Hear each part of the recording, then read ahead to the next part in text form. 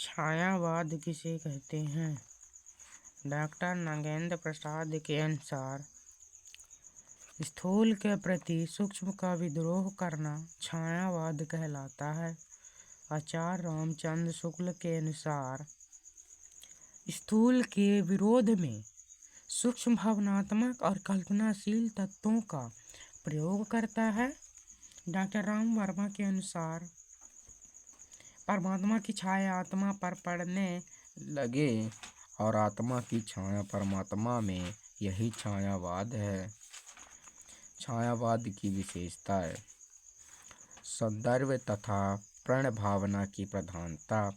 दूसरा, भाषा में लाक्षणिक तथा वक्रता की प्रधानता। तीसरा, व्यक्तिवाद की प्रधानता। छंद विधान में नूतनता। रहस्यवाद किसे कहते हैं? रहस्यवाद आचार्य रामचंद्र शुक्ल के अनुसार चिंतन के क्षेत्र में जो अद्वैतवाद है वही भावना के क्षेत्र में रहस्यवाद है। आचार्य रामचंद्र शुक्ल के अनुसार चिंतन के क्षेत्र जो अद्वैतवाद है वही भावना के क्षेत्र में रहस्यवाद है। रहस्यवाद की विशेषताएं लिखिए। उत्तर है इसका। पहला है, इस युग की कविताओं में अलौकिक सत्ता के प्रति जिज्ञासा, प्रेम व आकर्षण के भाव व्यक्त हुए हैं। दूसरा, आत्मा को परमात्मा की विरहणी मानते हुए उससे विरह व मिलन के भाव व्यक्त किए गए हैं। फिर तीसरा, जिज्ञासा की भावना, प्रतीकों का प्रयोग। छायावाद की कवि एवं रचनाएं लिखिए। छायावाद जयशंकर प्रसाद, कामायनी लहर आंसू, सुमित्रा नंदन पंत वीणा पल्लव गुंजन, सूर्यकांत त्रिपाठी निराला, अनामिका गीत का परिमल, महादेवी वर्मा, रश्मि निर्जनिहार, पचमा राम कुमार वर्मा, चित्ररेखा आकाशगंगा निशीथ। इस प्रकार छायावाद के कवि और रचनाएं हैं।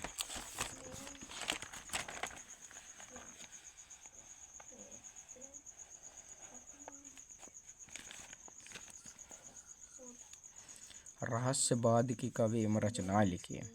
अब रहस्यवाद, उत्तर है रहस्यवाद कवि ए रचनाएं: सुमित्रा नंदन पंत, वीणा पल्लव, स्वर्ण धूलि। सुमित्रा नंदन पंत का रचना है वीणा पल्लव और स्वर्ण धूलि। महादेवी वर्मा, यामा दीप शिखा। जयशंकर प्रसाद आंसू। सूर्यकांत त्रिपाठी निराला, अनामिका गीत का परिमल है। यानी सूर्यकांत त्रिपाठी निराला, अनामिका परिमल अणिमा भी है। रहस्यवाद एवं छायावाद में अंतर है। इस छायावाद और रहस्यवाद। छायावाद, इसमें कल्पना की प्रधानता है, इसमें चिंतन की प्रधानता है। यानी छायावाद में कल्पना की प्रधानता है, रहस्यवाद में चिंतन की प्रधानता है। फिर भावना की प्रधानता। छायावाद में भावना की प्रधानता है और रहस्यवाद में ज्ञान व बुद्धि की प्रधानता है। यह प्रकृति मूलक है, इसकी प्रकृति दार्शनिक है। मान ले, छायावाद की प्रकृति मूलक है और रहस्यवाद की प्रकृति दार्शनिक है।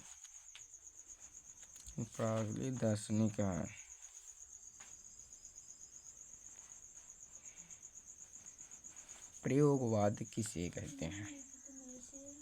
प्रयोगवाद सन 1943 में सच्चिदानंद हीरानंद वत्सायन के नेतृत्व में आंदोलनकारी लहर उठी जो प्रयोगवाद कहलाती है। सन 1993 में सच्चिदानंद हीरानंद वत्सायन के नेतृत्व में आंदोलनकारी लहर उठी जो प्रयोगवाद कहलाई। अब प्रयोगवाद की कवि एवं रचनाएं हैं। हमने चार रचनाएं लिखी हैं। आगे प्रयोगवाद की कवि और रचनाएं। आगे हरी घास पर क्षण भर इतल्यम धर्मवीर भारती, दूसरा है धर्मवीर भारती। अंधा युग, कनुप्रिया, ठंडा लोहा, है ना। अब तीसरा गिरजा कुमार माथुर, धूप के धान, शिला पंख चमकीले। नरेश मेहता, नरेश मेहता, संजय की एक रात, वन पाखी सुनो, वन पाखी सुनो।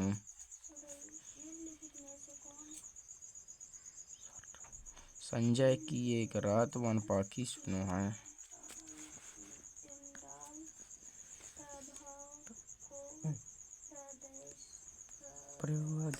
प्रयोगवाद की विशेषताएं। प्रयोगवाद की विशेषता। प्रयोगवाद कविता पर, यानी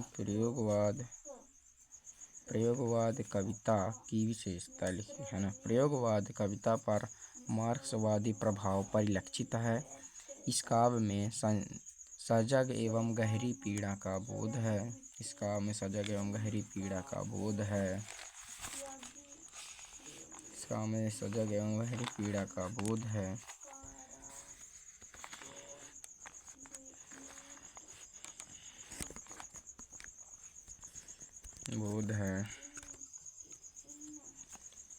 इसमें प्रेम भावना का खुला चित्रण हुआ है। अहंकार की प्रधानता है। अहंकार की प्रधानता प्रगतिवाद किसे कहते हैं, यानी ये दो परिभाषा है। ये है राजनीति के क्षेत्र में जो साम्यवाद है वह काव्य के क्षेत्र में प्रगतिवाद है। यानी जो राजनीति के क्षेत्र में जो साम्यवाद है वह काव्य के क्षेत्र में रहस्यवाद नहीं। राजनीति के क्षेत्र में जो साम्यवाद है वह काव्य के क्षेत्र में प्रगतिवाद है। तो सन 1936 में प्रेमचंद के नेतृत्व में आंदोलनकाली लहर उठा जो प्रगतिवाद कहलाई। सन 1936 में प्रेमचंद के नेतृत्व में आंदोलनकारी लहर उठी जो प्रगतिवाद कहलाई। या राजनीति के क्षेत्र में जो साम्यवाद है वह काव्य के क्षेत्र में प्रगतिवाद है। प्रगतिवाद की विशेषता है। प्रगतिवाद की विशेषता है, लिखिए। प्रगतिवाद कविता में दीनहीन, श्रमिक तथा पद दलित मानव का सजीव चित्रण है। मजदूरों के शोषण के प्रति विद्रोह के स्वर हैं। मजदूरों के शोषण के प्रति विद्रोह के स्वर हैं। सामाजिक जीवन का यथार्थ चित्रण है, यानी सामाजिक जीवन का यथार्थ चित्रण है। क्रांति की भावना है। क्रांति की भावना है। यह प्रगतिवाद। प्रगतिवाद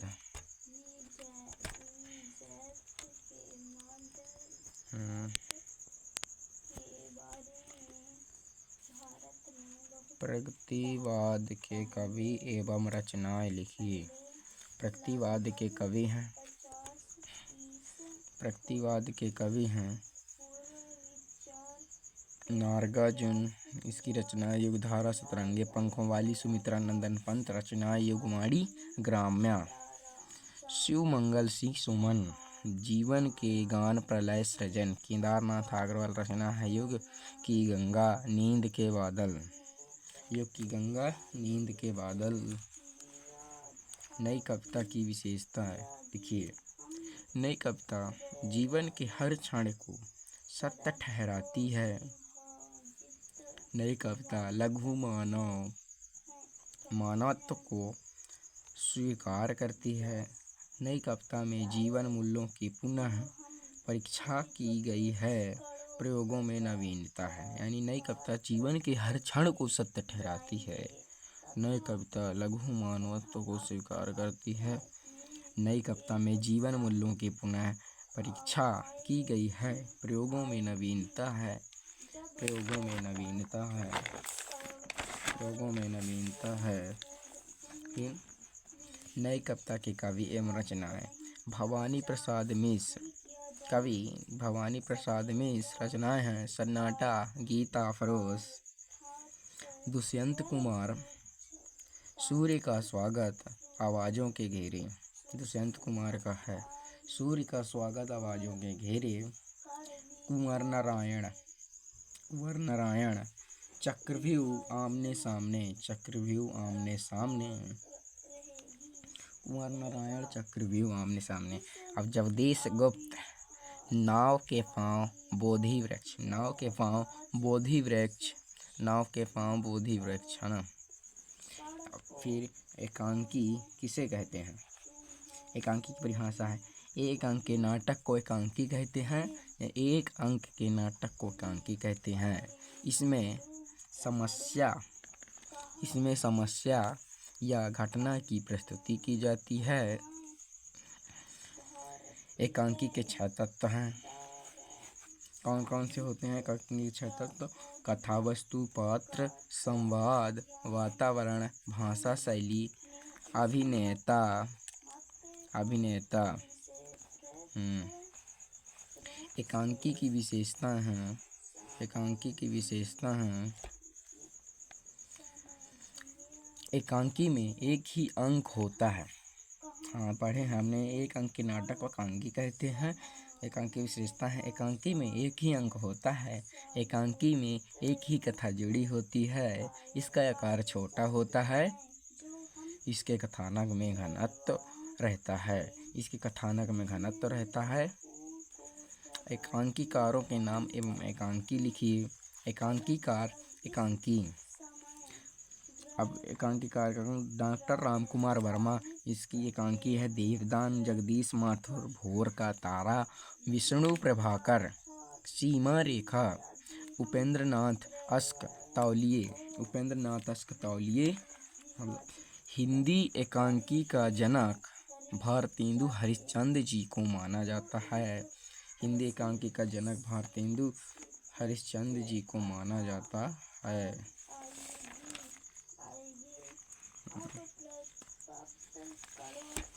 पढ़ते हैं कहानी। कहानी किसे कहते हैं?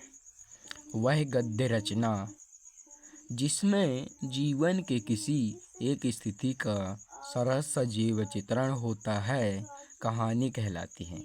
वह गद्य रचना जिसमें जीवन के किसी एक स्थिति का सरस सजीव चित्रण होता है, कहानी कहलाती है। अब कहानी के 6 तत्व हैं। कौन कौन से? कथा वस्तु, पात्र, संवाद, वातावरण, भाषा शैली, उद्देश्य। कहानीकारों के नाम एवं कहानियाँ लिखिए। अब कहानीकार कौन कौन से हैं? जयशंकर प्रसाद। कहानी है रचना आकाशदीप ममता। प्रेमचंद्र। दूसरा प्रेमचंद। पंच परमेश्वर। पूस की रात। किशोरी लाल गोस्वामी। इंदुमती। गुलाब हार। चौथा है यशपाल। पर्दा फूलों का कुर्ता। कहानी की विशेषता लिखिए, है ना। कहानी की विशेषता है, कहानी में जीवन का एक खंड चित्रण होता है। कहानी का आकार छोटा होता है। इसमें कम पात्र होते हैं। यानी कहानी में जीवन का एक खंड चित्रण होता है। कहानी का आकार छोटा होता है और इसमें कम पात्र होते हैं, ना। यानी कहानी में कम पात्र होते हैं। उपन्यास किसे कहते हैं? उपन्यास युग की गतिशील पृष्ठभूमि पर सहज शैली में स्वाभाविक जीवन की पूर्ण झांकी प्रस्तुत करने वाले गद्य को उपन्यास कहते हैं। यानी युग की गतिशील पृष्ठभूमि पर सहज शैली में स्वाभाविक जीवन के पूर्ण झांकी प्रस्तुत करने वाले गद्य को उपन्यास कहते हैं। यानी युग की गतिशील पृष्ठभूमि पर सहज शैली में स्वाभाविक जीवन के पूर्ण झांकी प्रस्तुत करने वाले गद्य को उपन्यास कहते हैं। उपन्यासकारों के नाम एवं उपन्यास लिखिए। उत्तर है इसका प्रेमचंद्र। उपन्यासकार प्रेमचंद्र का गबन गोदान और भी हैं बहुत। सेवा सदन। जयशंकर प्रसाद तितली, कंकाल। यशपाल झूठा सच, देशद्रोही। फणीश्वरनाथ, रेणु, मैला आंचल, प्रतिपरिक्ता, जुलूस। प्रेमचंद, गबन गोदान, जयशंकर प्रसाद, तितली कंकाल। तितली और कंकाल। यशपाल है झूठा, सच और देशद्रोही। फणीश्वरनाथ, रेणु, मैला आंचल, प्रतिपरिक्ता, जुलूस। ये एक इसी का है, प्रतिपरिक्ता जुलूस। 1-2। Thanks to watching.